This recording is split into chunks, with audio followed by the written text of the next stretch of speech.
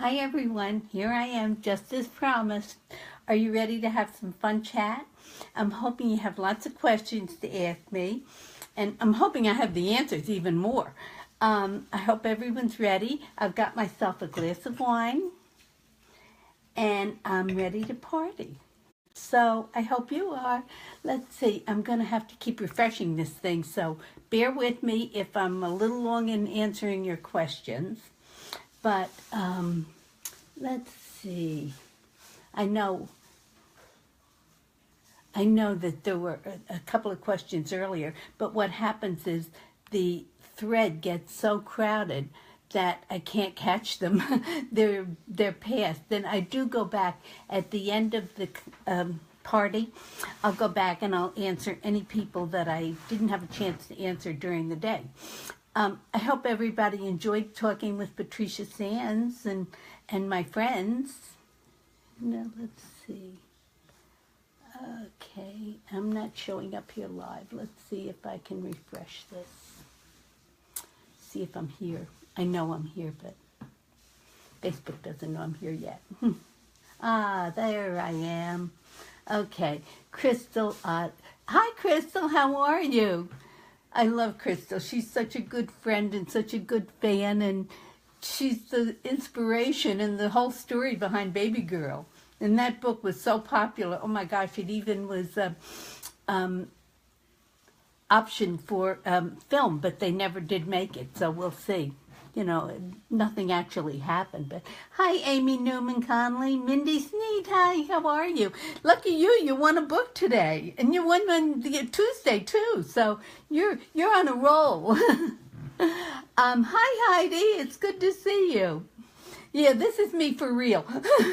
And in case you're wondering, all those pictures where I look really sleek and smooth, that's a blowout. This is my natural curls. Ever since I was a kid, I had this really curly hair that, I couldn't do a thing with. And anybody who has curly hair knows that you don't want curly hair. Straight hair people want curly hair, but curly hair people wish their hair was straight. Trust me. Hi, Annie. Oh, my favorite person. You're such a sweetheart. I'm so glad to see you here. Hi, Joanne. It's so much fun to get together like this. I'll tell you the truth. I wish only that I could see you answering me back and talk to you both ways. I think before long, Facebook will probably come up with something like that. What do you think? Elaine, hi, Elaine. It's good to see you here. Yeah, you know what? She said natural hair is nice. And natural hair is nice that when you get out of the shower, you don't have to do anything. This is straight out of the shower. But the thing is, if I comb it, it's a holy terror mess. It looks like a Brillo pad. It's all over the place. So the key is not to comb it. I had questions earlier, and I'm going to scan down. Bear with me. When I'm looking this way, it means I'm looking at this big screen computer. And when I'm looking like this, that means I'm trying to read this message on the screen here. Let's see. Oh, Bambi. Hi, you're Bam here. I'm so glad. Bambi has become a real faithful follower, and she's all over the place with me, and it's so nice to see her. Gosh, we've got so much going on here. I can't find those questions, so I'm just going to stick to this post where I can see them here. Oh, Annie, you're so sweet. Gosh, that ship sailed a long time ago, but I'm happy just to be healthy and alive. That's good for me. I'm happy with that. Oh, geez. That's a shame, Joanne. But, one time when I took chemotherapy, it's almost 30 years ago now. It's unbelievable, isn't it? The Lord is good. I had lymphoma just shortly after Dick and I got married. And we were married in January, and that spring they discovered a lump on my neck, and it was lymphoma. And so I took 6 months of chemotherapy, and I lost all my hair, absolutely all, even my eyebrows and everything. It was like really powerful chemo, but it knocked it out completely, and I haven't gotten it back since, so I can't really argue with that. But I wore wigs, and no one even knew. It was funny. I thought, geez, how can they not notice? One day my hair is short, the next day it's like in this twisty ponytail thing. But I bought a couple of wigs because I figured I could wear the hairdos I couldn't wear as ordinarily by myself with my own hair. So, hi Rita, it's good to see you. Hi Andrew, I'm glad we have a guy here too. Hooray, now we're a multi-faceted group, aren't we? Yeah, that was quite an experience, I'll tell you. We were playing golf, and we were playing with an oncologist and his wife that, not an oncologist, radiologist, and his wife that were friends of Dick's. And I had my hair real short then. And he noticed a small thing on my neck, and it was so small you could hardly even see it was there. But when we came in, he said, "Do you mind if I take a look at Betty?" And Dick said, "Well, how are you going to look?" You know. But no, he took a quick look, and he said, "It's probably nothing, but you should have it checked out." And you know, when they say it's nothing, you always know it's something, and it was. So, but I was lucky. I mean, you know, that God was watching over me at the time. You know, so I can't complain. It was 6 horrible months, though, I gotta tell you. Yeah, you're right. At the time, Heidi, I did not think bald was beautiful, let me tell you. As a matter of fact, the whole time, that whole 6 months, I kind of hid out in the bathroom, or if I came out, you know, like, I didn't care if one day I was in the bathtub and Dick had a question to ask me, and he came in without, you know, my saying, "Okay, come in," because he knew I was in the tub. And I said, "Get out of here, I don't have my turban on." And that's how he felt. We were only married a few months when it happened, so, you know, it was kind of like, geez, kind of soon to have that happen. Was either of your sisters based on a character in The Summer of New Beginnings? Yes, absolutely they were. You know, The Summer of New Beginnings is really funny because I didn't really think of it when I got started writing it, but it ended up that Tracy is like my sister Donna. And if any of you have read Blueberry Hill, you know what my sister Donna was like. She was a party girl. She loved life, and boy, I'll tell you, anybody's lucky to have a great friend like her. But her life was way too short, but she lived every single minute of her life. And like Tracy, she married the wrong guy, but she had 2 really beautiful children from it, so she never really regretted it.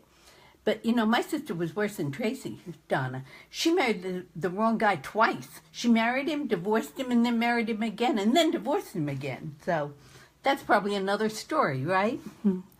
Hi, Kathy Newton. And Elaine, hi. What inspires my stories? Anything and everything. I have a sign that says, "Be careful what you say, because I'm an author and you may be in a book." And it's kind of true. There's always something different. When I started to write Summer of New Beginnings, I love rescue dogs. And when we got Sugar, we looked for a rescue dog. The one before her was Katie, and she was a rescue. And we looked and looked for a rescue dog, but we couldn't find one that was young enough. What would happen is that you get an older dog and they have health problems. I just lost Katie, and I was like heartsick already. So I said, "Oh, I just can't go through that." Were Baby Girl and Silver Fits? Oh, I know. That's the question you asked before, Joanne, and I remember reading it now, and I will get to that in 1 second. So I started to write a story about a rescue dog. And then when I got started on it, I wrote about the girl. I was thinking about the girl and her dog, and I thought, well, geez, that's not a deep enough story, because I like stories that have a lot of meat to them, that get you really involved and you care what happens to the character. But you can't have like a dumb, shallow thing, you know, like I lost my bottle of nail polish and I can't find it, you know. So you need something that's, what should I say, a little deeper, a little more serious, if you really want your readers to get involved. So I started developing the story, and I decided to make it 2 sisters. And it wasn't until like late in the book that I realized these 2 sisters are almost like Donna and I. I'm the kind, you give me a responsibility, I'm like a dog with a bone. I mean, I'll carry that thing for as long as I need to, but I'll get it done, no matter how long it takes me, no matter if I don't get to bed that night or anything else. that's just how I am. I didn't choose to be that way. It's kind of like the DNA is born into you. So, but my sister Donna was the opposite. I mean, one Thanksgiving, she was supposed to bring the sweet potatoes to come to dinner at my house.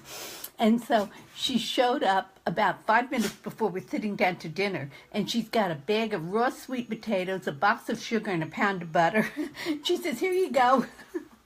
So, you know, Donna wasn't big on responsibility. So those two sisters, yeah, are pretty much like it. Joanne earlier asked, when did you start writing? Did you have an author that inspired you? No, I didn't have a single author that inspired me. But Angela, I'll talk to that in a minute. I just want to address Joanne's question.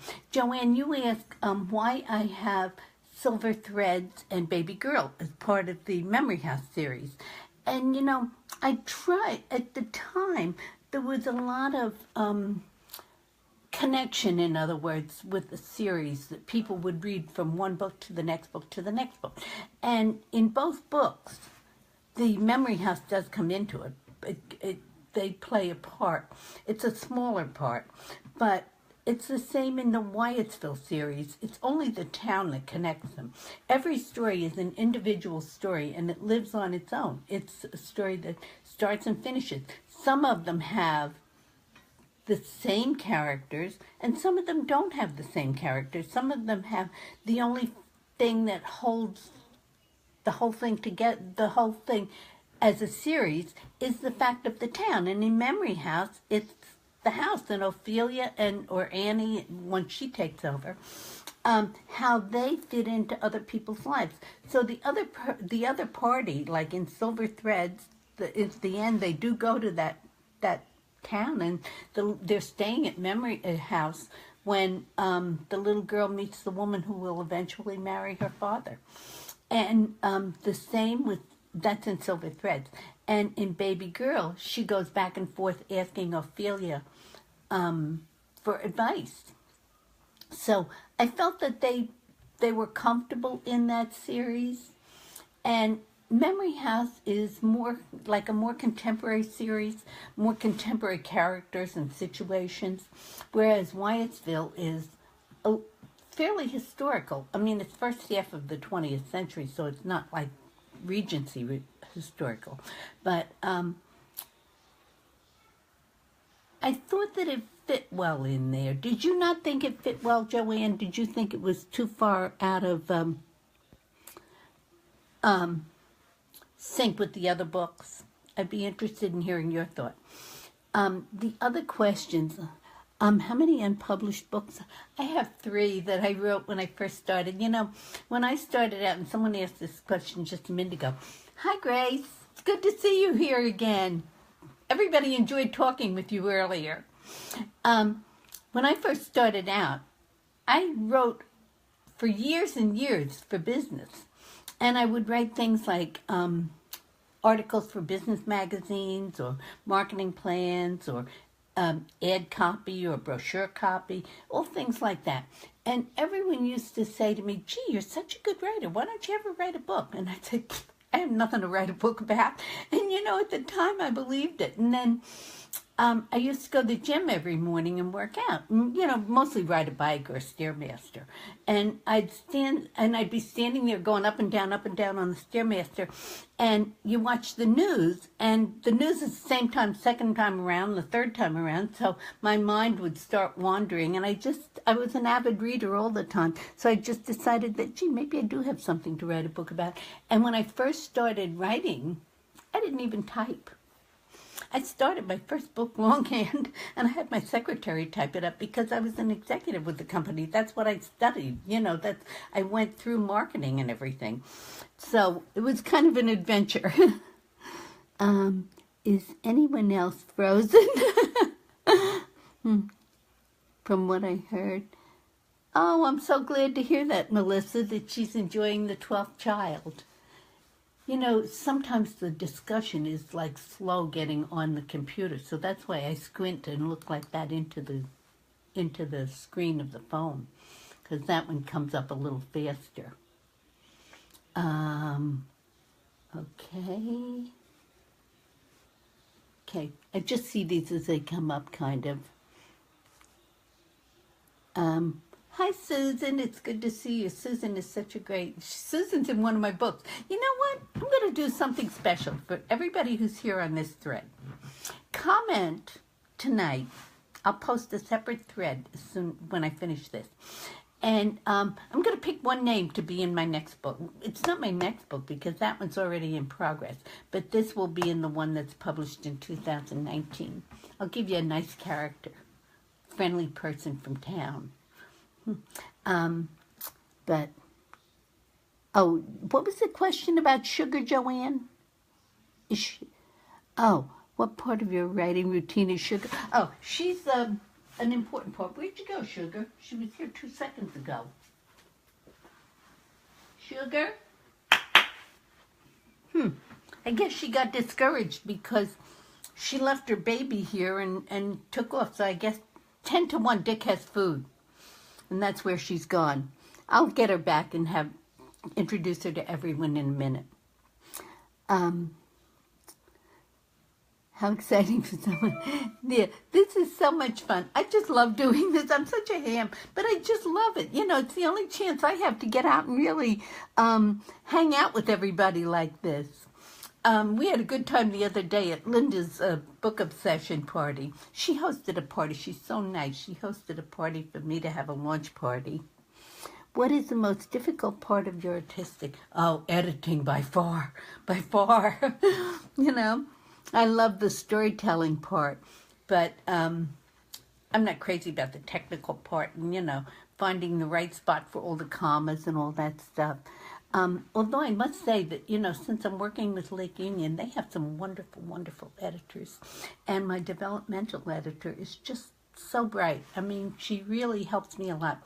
When I get backed up against something and I say, oh, geez, you know, they want more about this, but what more can I write?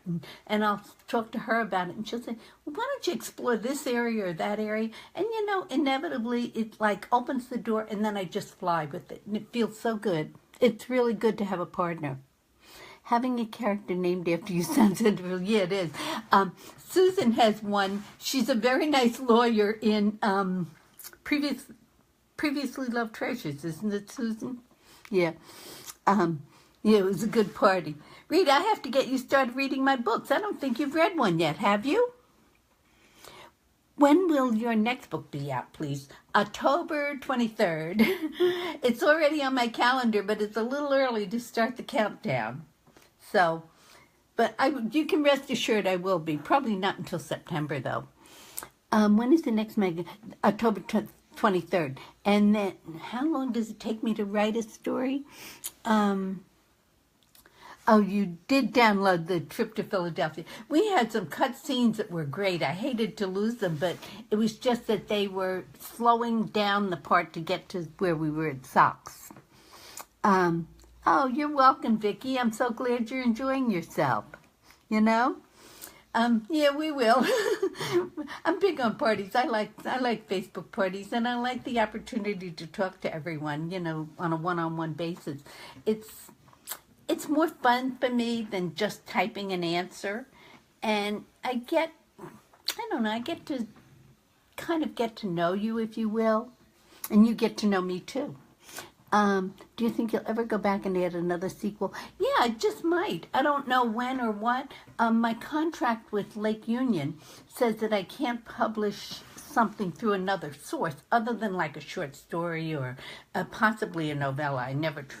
I didn't really ask about that, but I think they'd probably go along with that. 6 months before or 12 months after. That's kind of the guidelines. It's the norm. So, right now I have 2 books for the Summer of New Beginnings that I'm doing for Lake Union. And, hi Sue, it's good to see you here. 2 books for the Summer of New Beginnings. This one and the one that's coming in October. And then after that, there's a really good standalone. I'm about, not quite halfway probably, to the actual writing of it. I have about that much written, but it's just like the first go-around written. And it's very good. It starts with a mystery, and it takes place during the 70s. It starts during the 70s, but it expands through time. And it starts at a music festival, you know. So it's kind of like a look back at the hippie days and the Woodstock situation. So which genres do I enjoy most? I enjoy a lot of them. You know, oddly enough, I really read across the board. I like women's fiction very much. I mean, obviously, that's where I write, so, you know that I like it. But I also like literary fiction very much. And sometimes I really get into, like, magical realism. I like that. That was kind of my inspiration when I did Memory House.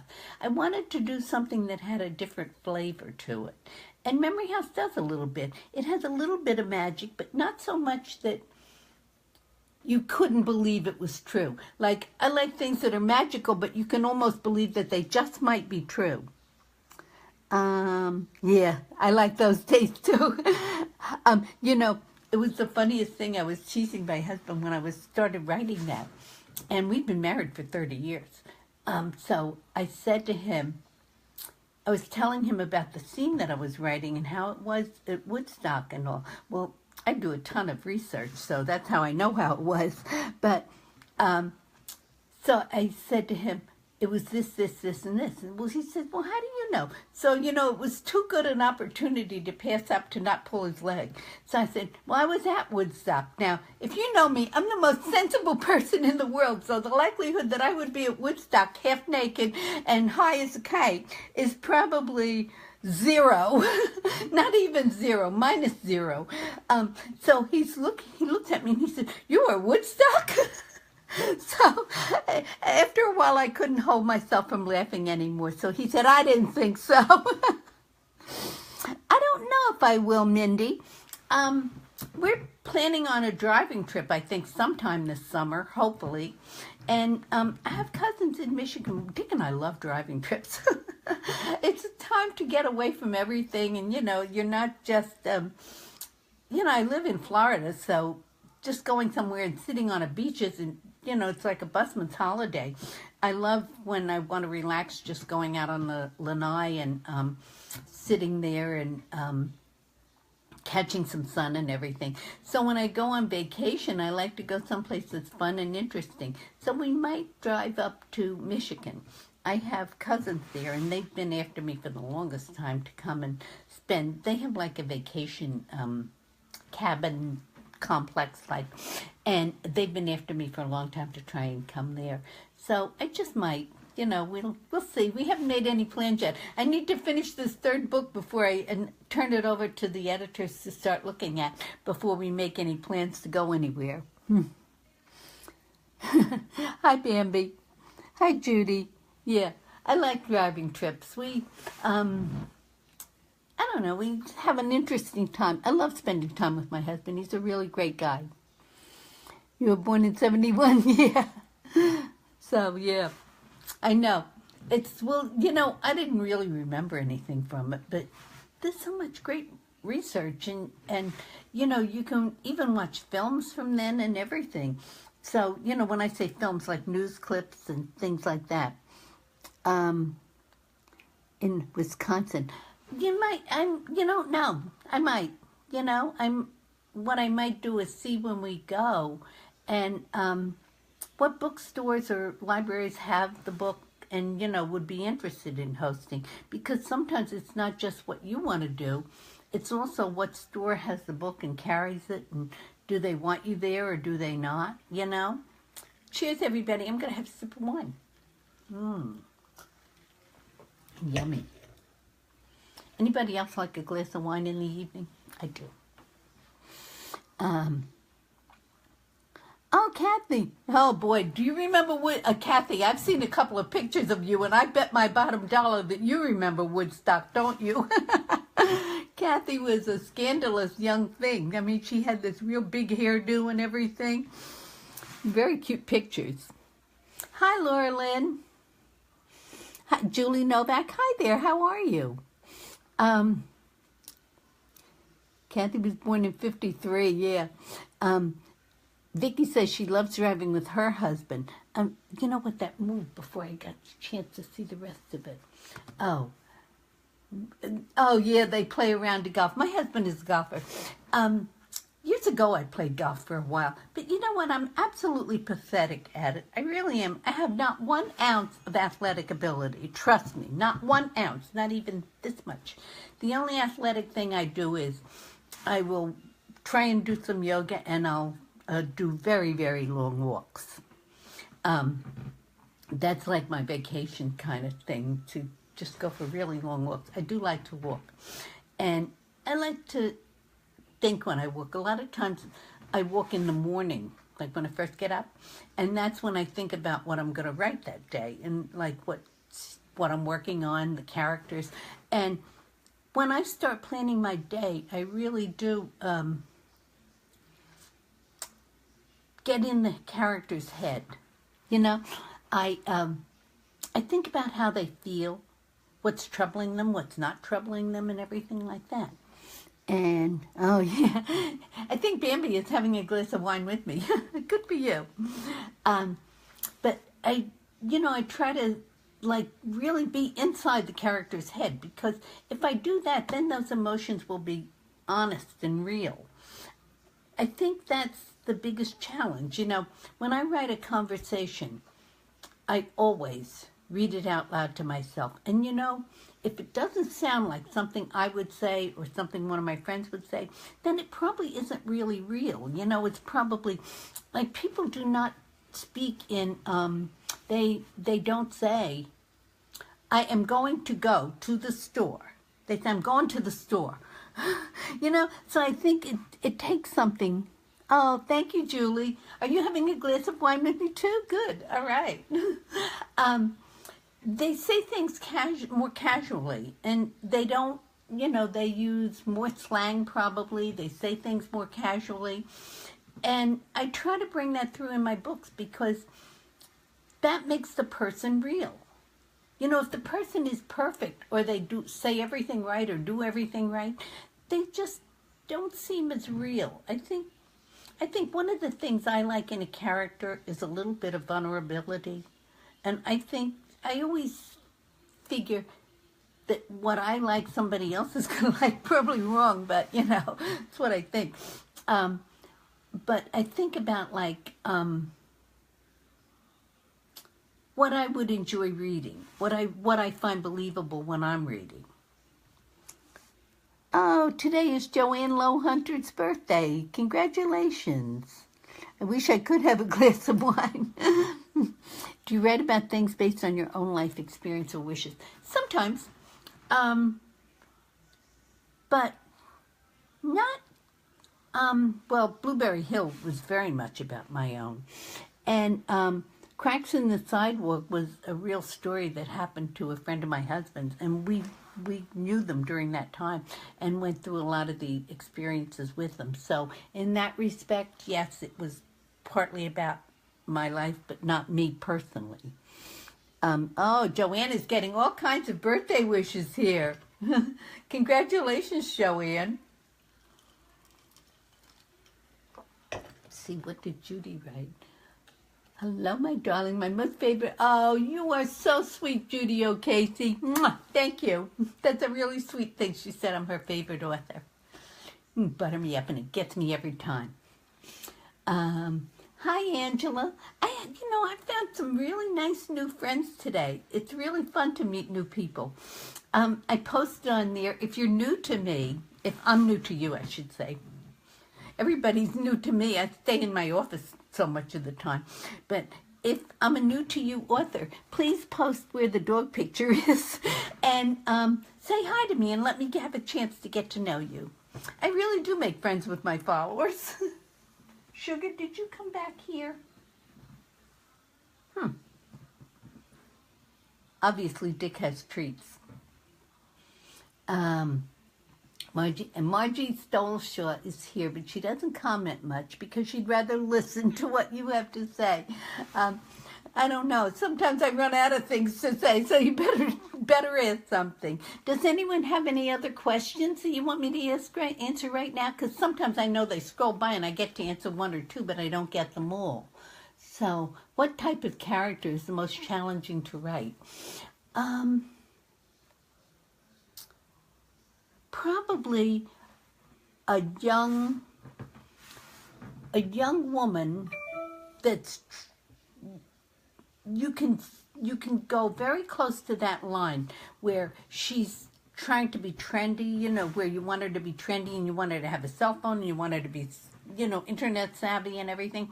But sometimes that's not always the most likable character. You know, a lot of times a character is more likable if they have faults and flaws and everything. And I think that making a young woman who's likable and still savvy is probably the toughest challenge. The easiest ones for me are either older people or kids. I love writing about kids too because they're so honest. They just speak their mind flat out, and that's that. It is what it is. Elaine asked, when your characters are based on people, do they mind? I don't think they know. I don't usually make someone precisely a person that I know. I mean, I take characteristics from people I know. Sometimes I might do, I might say they have a habit like this or a habit like that, or, you know, or they're tall or they're short or they're funny or, you know. But a lot of times I will take one or two characteristics from this person and maybe another characteristic from another person. And so I think that's what makes them more interesting, is that they're not just a single-dimensional person, but they have many different facets to them. Jan Crushon. Oh, you're having this drink with me too, Jan, huh? Good. It's the perfect time for it, isn't it? Yeah, I like the evening. A lot of times we don't go out that much during the week, especially if I'm in the midst of writing something, because a lot of times I'm still at my computer at 7:30 or 8 o'clock. So afterwards, then I'll have a glass of wine with my husband, and we just hang out and talk. And I do most of the talking. I know that doesn't surprise you, right? But he's a good listener. Hi, Judy Tucker. We have a good crowd tonight. Do you know we had almost 400 people that were coming to the party today?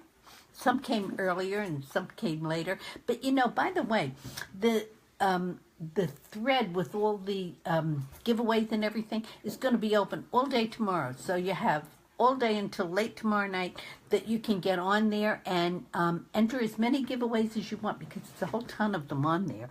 And even the guest authors offered giveaways. Hi, Sherry. It's good to see one of you. Which one do I think is I'm most proud of, or best novel to date? That's really tough. They're different in different ways. Oh, here she is. Hold on. Come here. Come here. The girls want to meet you. Don't be such a piddle diddle. I knew she'd be back. She always does.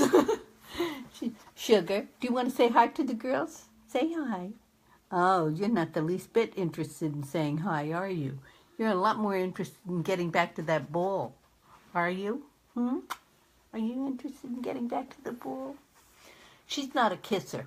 This is the first dog I have ever had that doesn't really want to get right up in my mouth and kiss me. Katie would come up to me and, you know, she'd be wanting so much to kiss, and she'd go to kiss my mouth and she'd go, oh, no, and she'd have her tongue halfway up my nose. But this one is not a kisser. She's very sweet and she's funny and she's a very good athlete, but she's not much of a kisser, are you, Sugar? As you can see. This is what I get. She turns her face. I don't know. I think my breath is bad or something. But look who's talking. She has doggy breath. So, you know, yeah, we love our dog. I mean, you know, everyone is different. Katie was my little poser. Oh my gosh, I could take pictures of her all day long, and no matter how I sat her, in what position or anything else, she would stay there for as long as I wanted to take pictures. And I'd put props all around her. I did a calendar every year that we had Katie. And I would move the table thing over and put a background up, and I'd do props for fall and summer and spring, and And one time I put her on a raft out in the middle of the pool and took a picture for summer. But Sugar's the opposite. She would be flying off that set so fast it'd make your head swim. But Sugar's my athlete. I can throw a ball up in the air and bing, she catches it like that. So, I can even everyone knows that little dogs cannot catch cookies in the air. That's something big dogs do. You throw a treat in the air and a big dog will catch it, not little dogs. But Sugar catches it. She's my athlete. Your granddaughter Lucy is with you. How nice. Hi, Lucy. How old is she?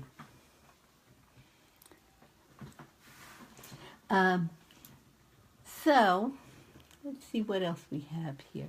So anyway, the giveaways are open all along. So scroll down. Take your time. I mean, you can do it later. You can do it tomorrow, anytime.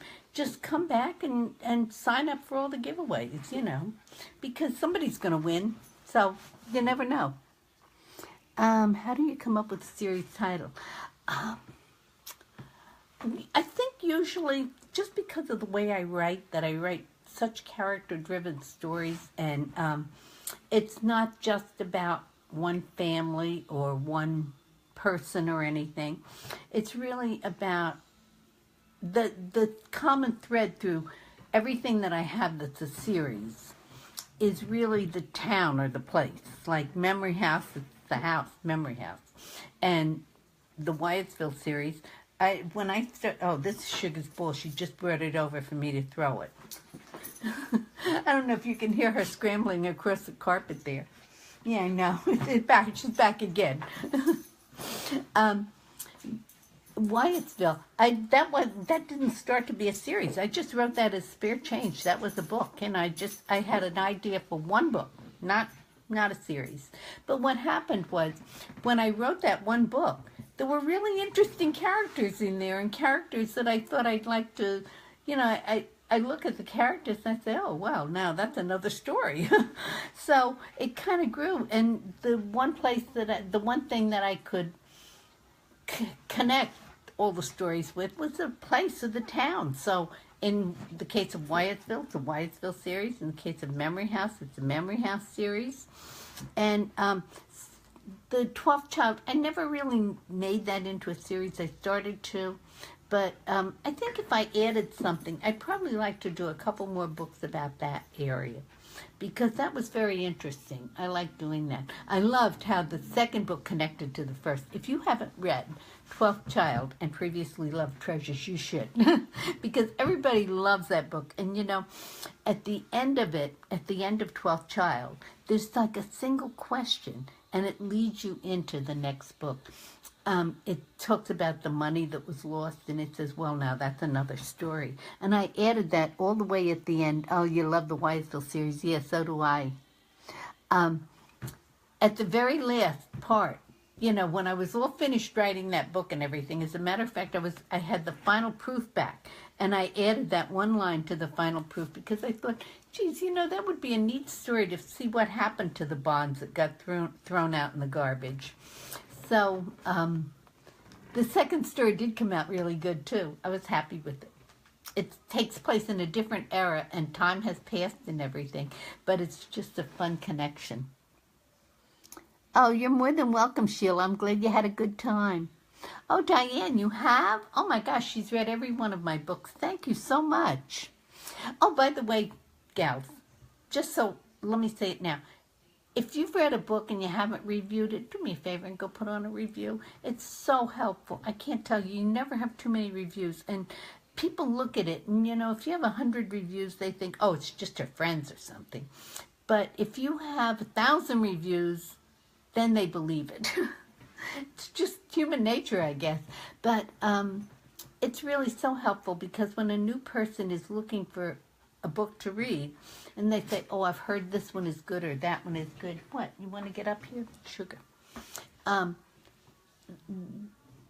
They don't know whether to believe it or not. So the more reviews and the more new reviews that keep popping up, the more likely they'll believe the book is good. And you know, you don't have to recap the story or anything. You know what a review can be? I really enjoyed this book. That's the end of it. I like this because, you want to come up here or not? No, I'm not going to play ball. She has no sense of responsibility. She just wants to play, that's it.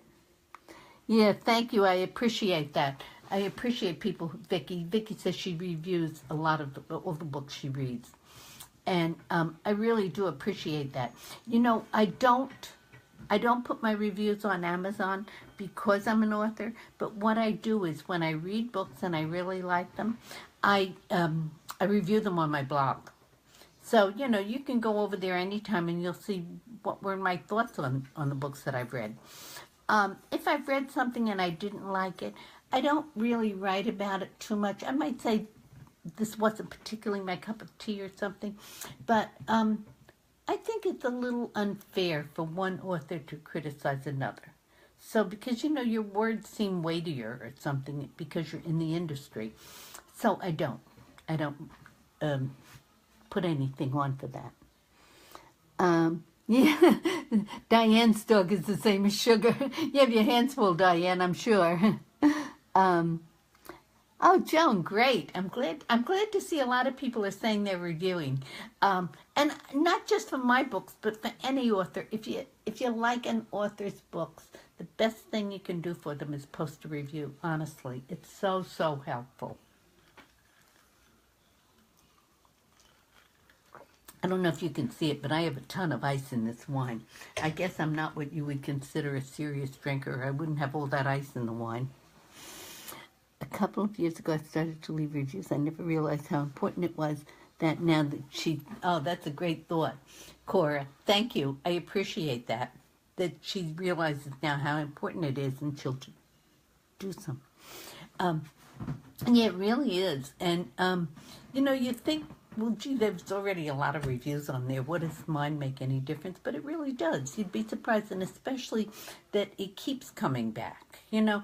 And it almost doesn't matter if it's a good review or a bad review. That's the funny thing about it. The thing that, like the people at Amazon are impressed with is that somebody, any given book triggered enough of a response in the reader that they would come back and comment about it. It could be a good comment or a bad comment.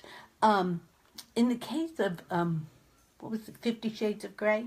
Do you know that book had as many really bad reviews as it had good reviews?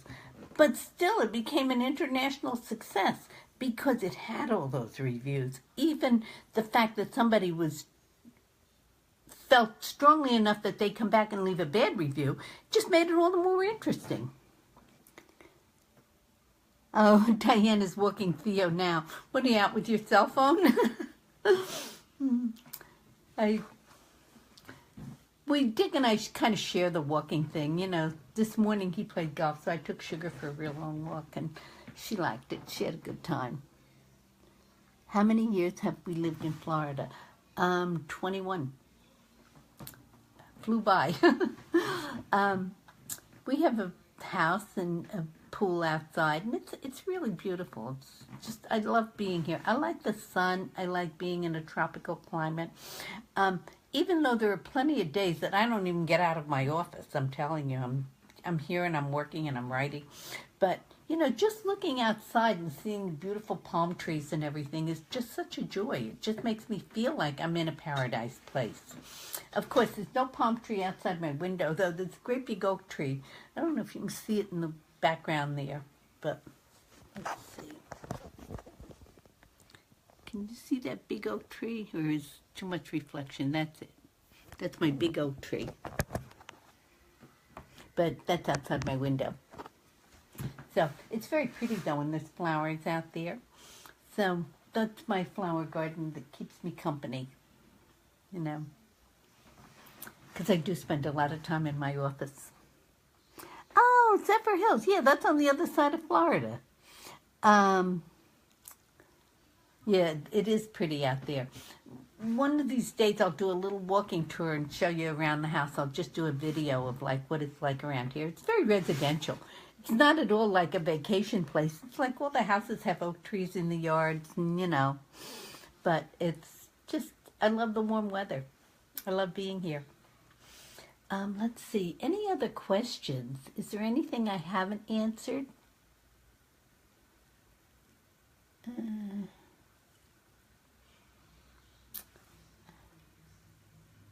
Oh, yeah. Mail. Oh, jeez, all right. I guess you heard my computer talking to me. So, I don't know. You said, what's my favorite book? You know, it's interesting because Spirit Change was one of the first books that I published and became very successful. That's been on the USA Today bestseller list 3 different times. But I think partly because it was the first one I published, and I love the characters in it. The character in Spirit Change, the little boy, you know, I can't scroll back, Joanne, that's the thing. Because the way this feed comes through, that's one of the negative things about it. And, you know, it's not that easy to scroll back to see, you know, an earlier question. So if there's something you haven't, I haven't answered it. Debbie asked if I ever had to leave a bad review. I don't. And if I don't have a good review to leave, I just don't do one. I just, you know, set the book aside and say, okay, move on. Because I don't feel like it's fair to another author. I know how hard authors work to put that book together. And I feel like it's an unfair criticism.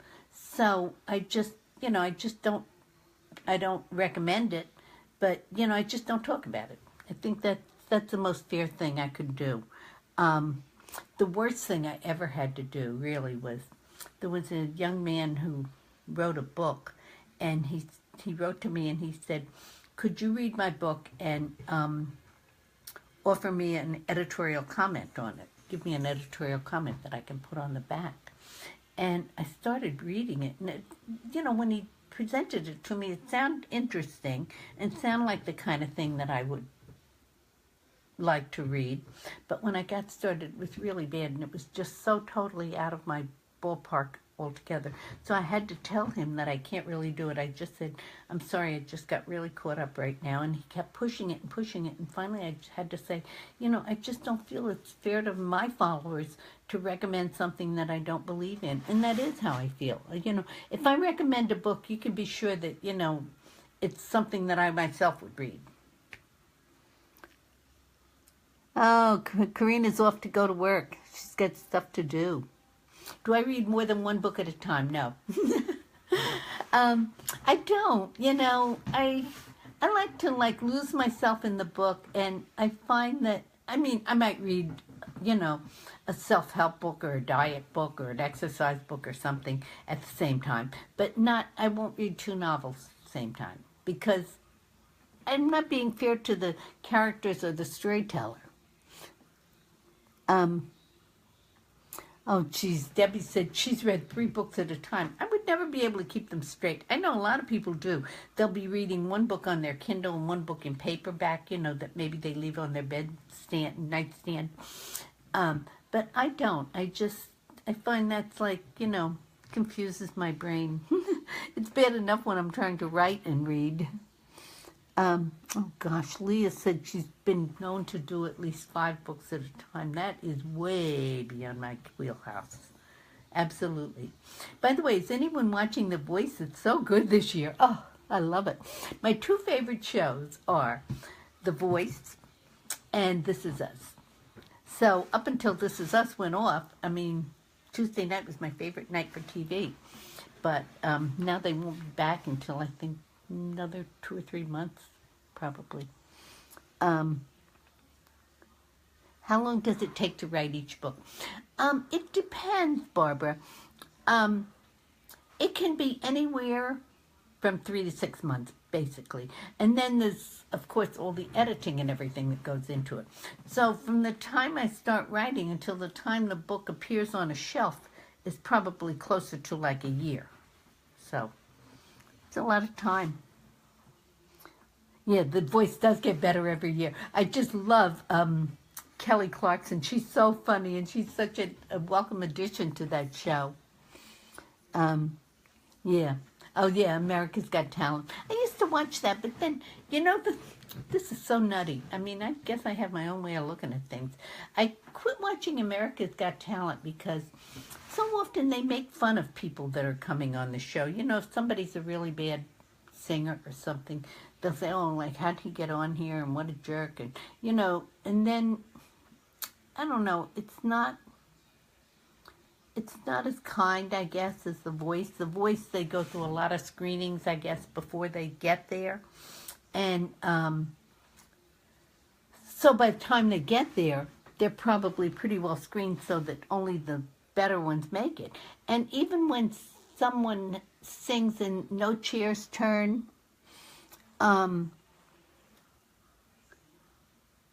they still have something nice to say to that person. And I like that. I respect that. I think that's nice. Kindness is very high on my radar. I like kind people. Bambi wants to know, do I ever do on-location research? Not much, although I did for What the Heart Remembers, because we were in Paris for 3 weeks. And while we were there was a huge heat wave. It was like 104, and Paris is a very cold city, and normally it's always very chilly. And it was in June, and it turned to 104. And I brought all long-sleeve shirts and dark pants and everything. I didn't even have a pair of sandals. And so I had to go out and buy some stuff. I mean, because it was really hot, and there's no air conditioning anywhere there. Yeah, see, other people saying about that they hate going through the bad acts to get to the good ones. That's the one thing I didn't like about America's Got Talent. I watched it for years, but I don't like that. I don't think it's kind. I think, you know, it's funny, the other day, my husband and I were talking, and I said, if you had to describe me with one word, what word would you use? And he thought about it a minute, and he said kind. So I thought that was kind of nice. I was hoping for beautiful, but he didn't. You go for it.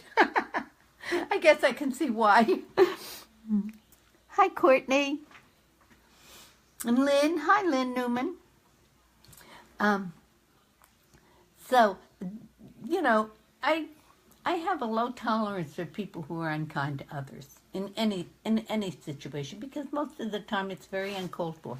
Most of the time, if you're unhappy with the situation, just walk away. Just walk away. That's it. The end of it. You know, don't make a fool of yourself. Don't criticize and belittle someone else, because you know you never know what they're going through. They may be having the worst day of their entire life. So I think, you know, just, yeah, that's what we were talking about, Elaine, that it was American Idol that did it. Oh, thank you, Diane. These curls are mine. That's how they come out of the shower. But the sad thing is, if I want to wear my hair in that nice sleek hairstyle, it takes me like, I blow dry it and then I flat iron it. And it still curls up after a while, day or two. It will last sometimes the whole day, but not always. Oh, geez, that's terrible. Diane was saying she was bullied in school. That's just the meanest thing ever. I think that's so cruel. I mean, just, you know, I wonder about, do parents not know that their children are bullied or being a bully, you know? I would think that you would know if your child was being a bully. You'd just know by their personality and their attitude about everything, not just, you know, one thing, but everything. Straight as nails. Diane is saying that her hair is straight as nails. I know. Do you know both of my sisters have hair that's poker straight? Poker. Just absolutely so straight. I don't know where I got it. Come to think of it, I think we had a curly-haired milkman at the time. Courtney has curly hair too? Yeah.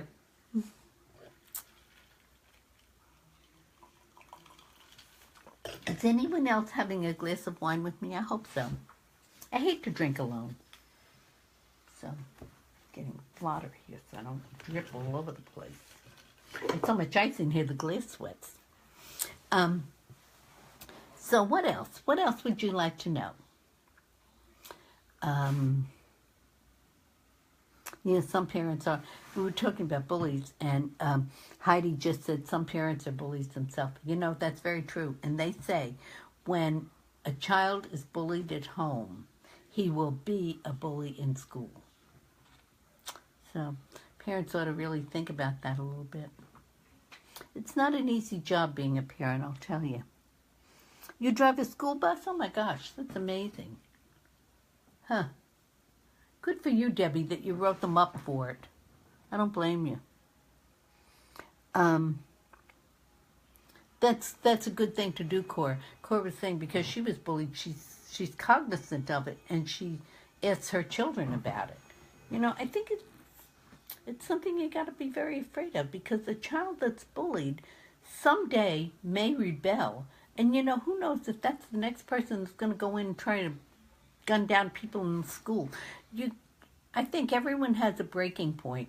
No matter whether they're a grown-up or whether they're a child, they have a breaking point. And if you push them beyond that point, they'll react.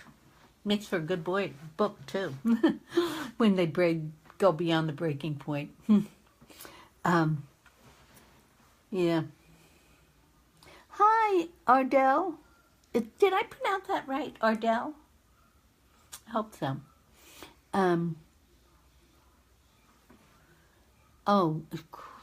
I missed Bonnie's question and I can't get back to it. Susan, what was Bonnie's question?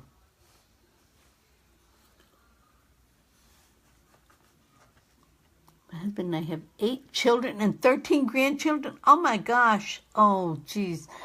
She was saying her son has Asperger's and apraxia. Oh, geez. Oh, that's so sad. That's so sad. I mean, that's what's so painful, is the kids that can least afford to be bullied are the ones that they do.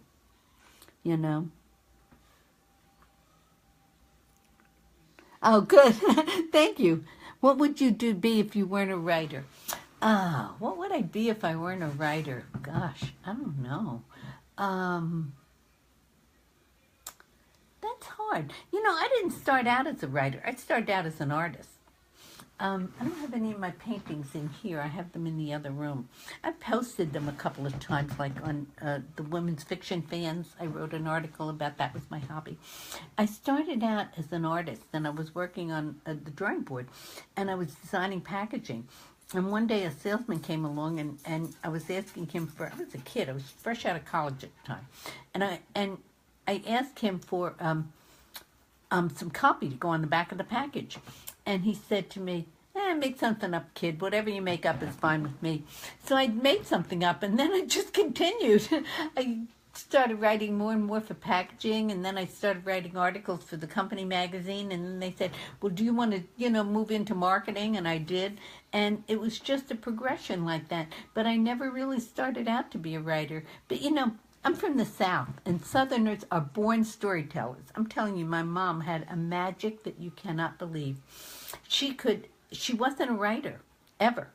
But she could take a room full of kids and absolutely mesmerize them. You could have this noisy room, and then all of a sudden my mother would come along with a story, and everybody's sitting there looking at her like this, and they're waiting, as she's telling them. And then we were in the woods, and the bear came over the mountain, and they're going, oh, So I think I get my storytelling ability from my mom.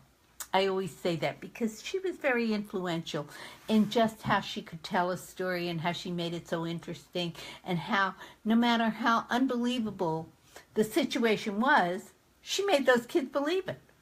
Because that was just, at the time, they lived in Jersey City, and she used to babysit for my niece.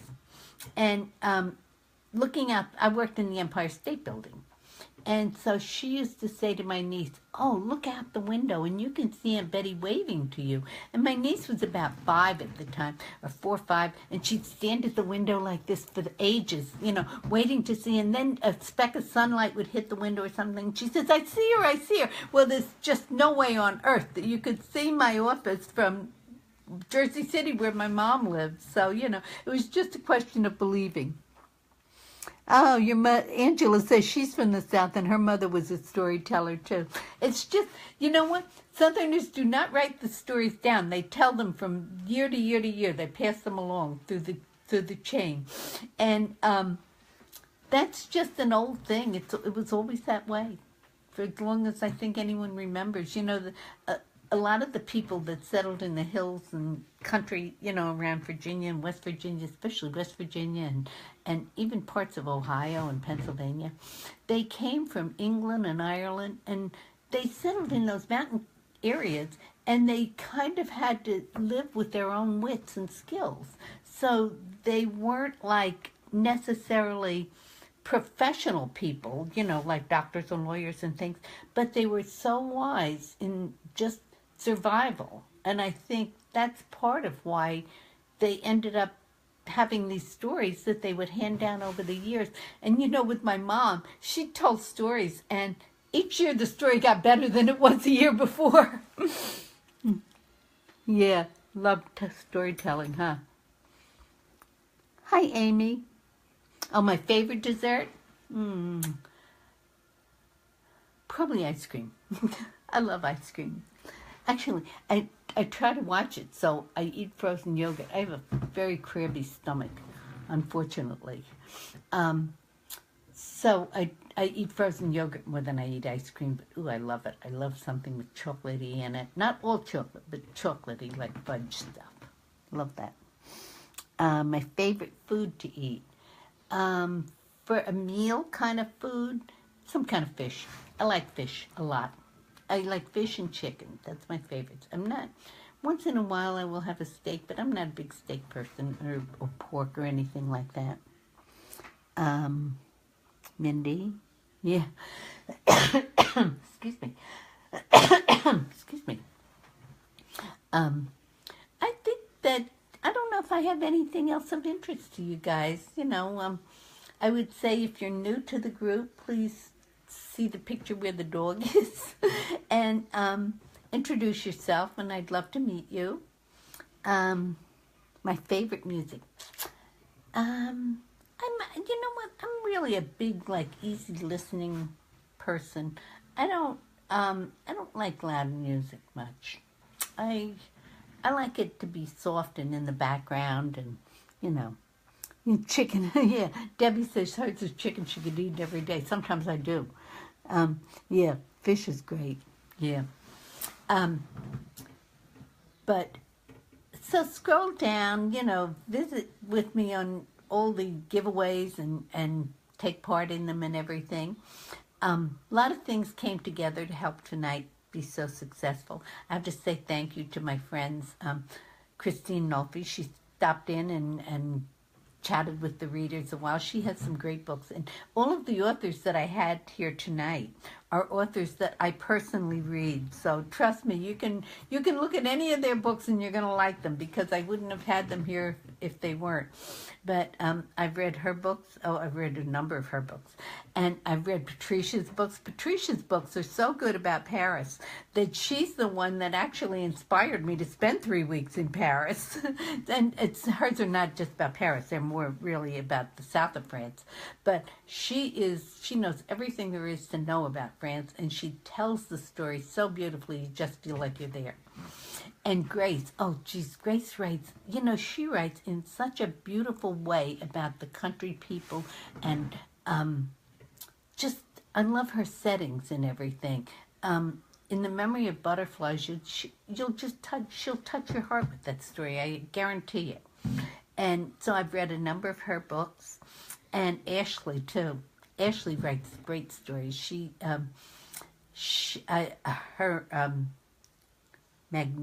Magnolia Magnolia Nights.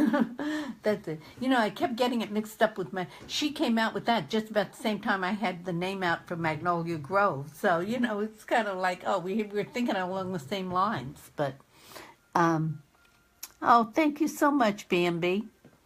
She said she loves the live chats. So Ashley also, you can just, her stories are great. You'll love any one of them.